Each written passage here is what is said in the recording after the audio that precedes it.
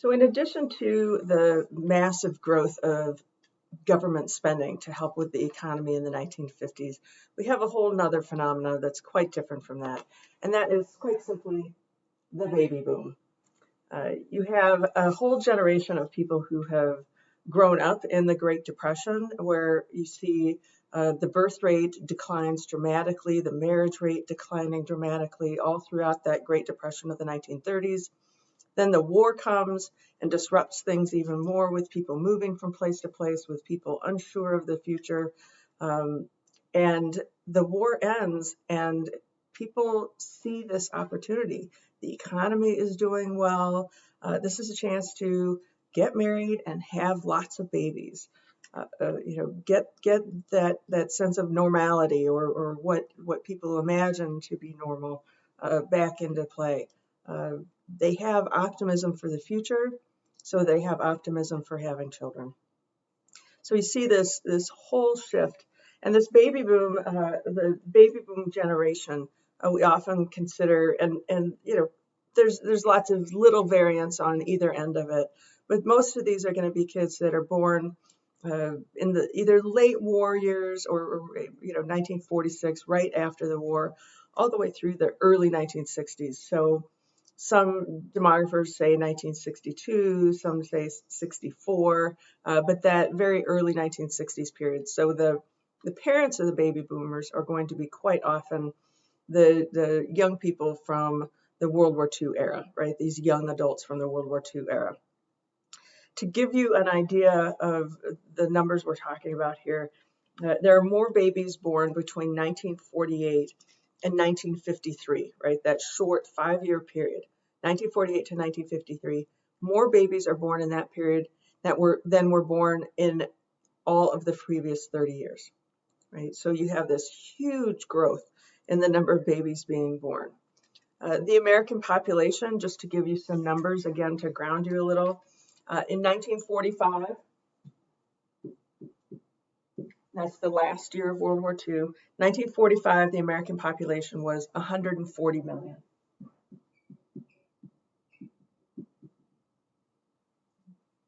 By 1960, it's 179 million.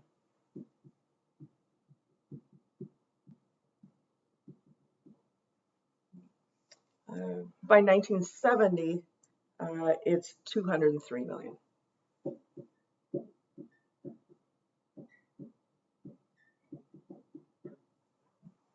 Now that's not all babies. We do have immigration going on in the United States. We bring in a number of refugees, and you do have changes in immigration laws starting in 1965, which we'll talk about when we get there.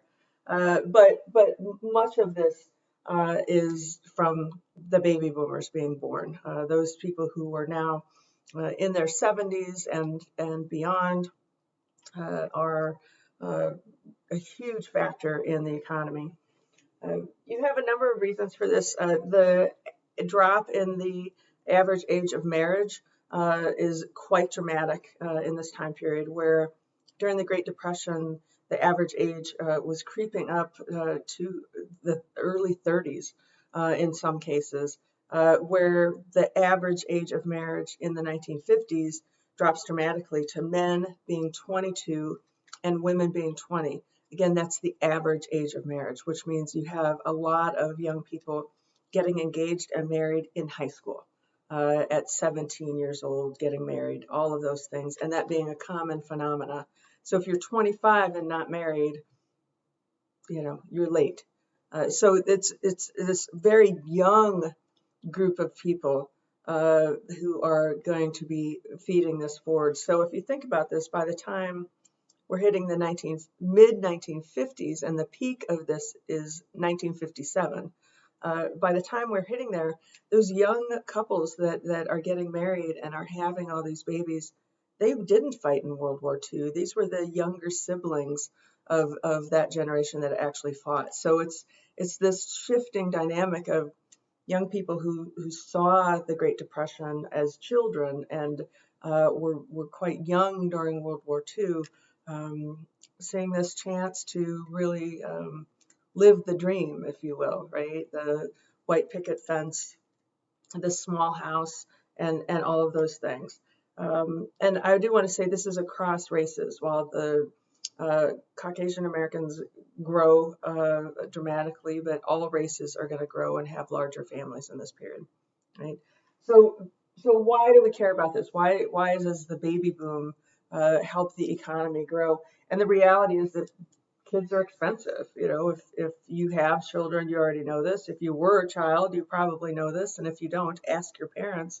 Uh, but babies are expensive. You've got to buy all sorts of things for them. You know, in this era of the 1950s through the 70s and 80s, there was a really adamant belief that the formula was better for babies than breast milk. And so, you know, then you have to buy bottles and you have to buy the formula. Diapers, there's no such thing as like the Pampers, the disposable diapers that we have today. These are all cloth diapers. If you were well off, you'd have a diaper service, which meant that you would, you know, clean the baby and then you would still somewhat clean the diaper. You'd dump it in the toilet and you'd dunk it in a bucket of Clorox and then have a bucket of these, you know, soiled and kind of clean diapers. And then the diaper service would come, take them away, and bring you a nice folded stack of clean diapers. If you couldn't afford a diaper service, you had to do that on your own. And remember, new babies, I mean, you're going to go through at least 10 diapers a day. So that's a lot of diapers. And a lot of these families were having kids every couple of years, right? That's what the body really wants is a little more pacing of 2 years. But if you're not breastfeeding, you can get pregnant much earlier. And so you have families with children only 1 year apart, 3, 4, 5 kids, you know, all under 5. So think about the reality of the work, but the expense of the things that you'd have to buy. And then as kids get older, think about that. You know, they wanted to be in sports and ballet, and you've got to feed them all, and you've got to, you know, take them places. Another shift I think that's important for us to recognize here is you have a huge drop in infant mortality, right? It used to be you'd have a large family and you'd lose several of the children. In the 25 years after World War II, so 1945 to 1965, 1970, the infant mortality rate dropped 50%. Meaning 50% more children were surviving childhood past age 2 than had in the decades before. So that's a big increase, obviously bigger joy.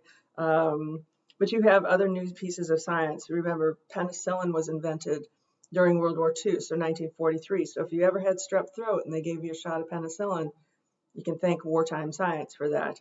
Cortisone in 1946. You have the polio vaccine, and polio was a huge,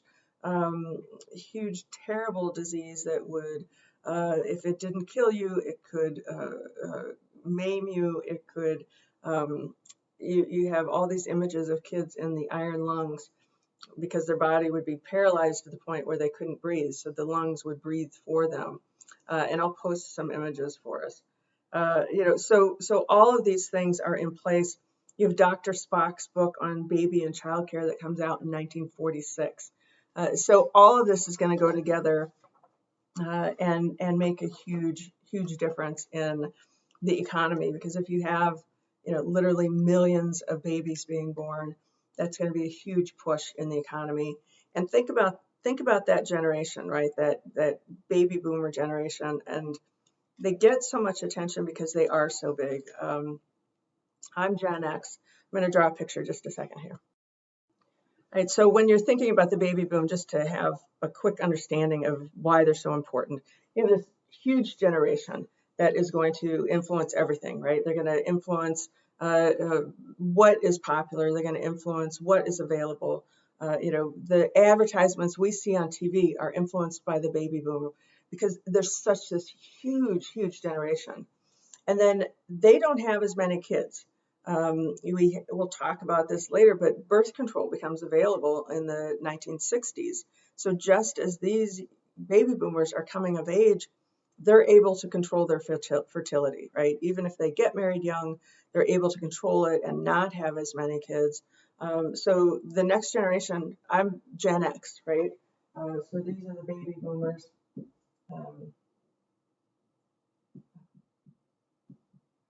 And then you've got Gen X. So we're a much smaller generation. I have all sorts of things I could talk about that generation, but I won't.